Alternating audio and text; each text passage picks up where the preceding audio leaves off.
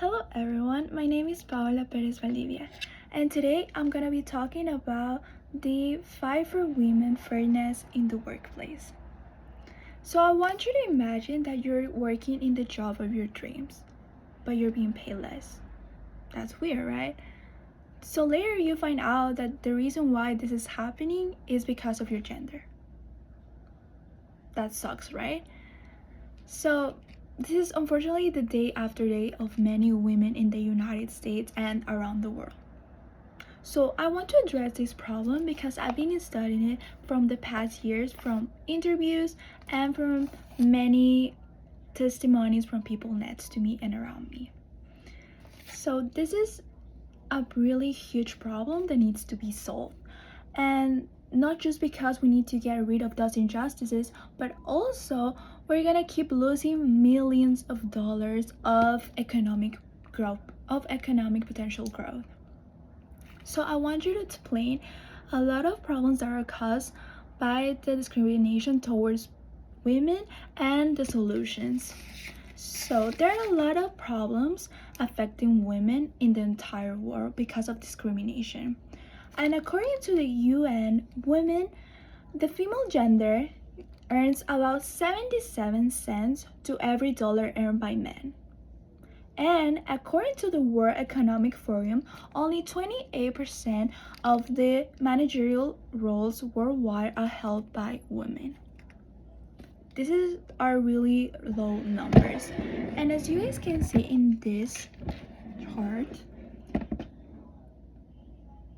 men are leading the world, which is not bad, but it's just not fair. And we need to change this. There's also lack of legal protection for women because of discrimination. So now that we know the problems, how can we get rid of them? What are the solutions? And I'm gonna share with you guys some of them. So firstly, I think the government needs to implement and enforce policies.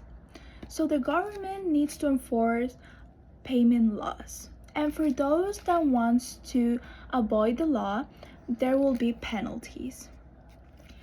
There needs to also be mentorships and programs to support women. Why? Because women needs to know their rights and their value so they can defend themselves.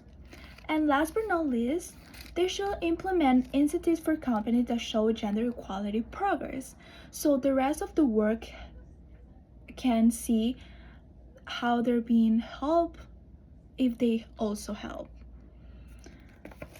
So I want you to show you this map of many countries that unfortunately the constitution do not help women fairness.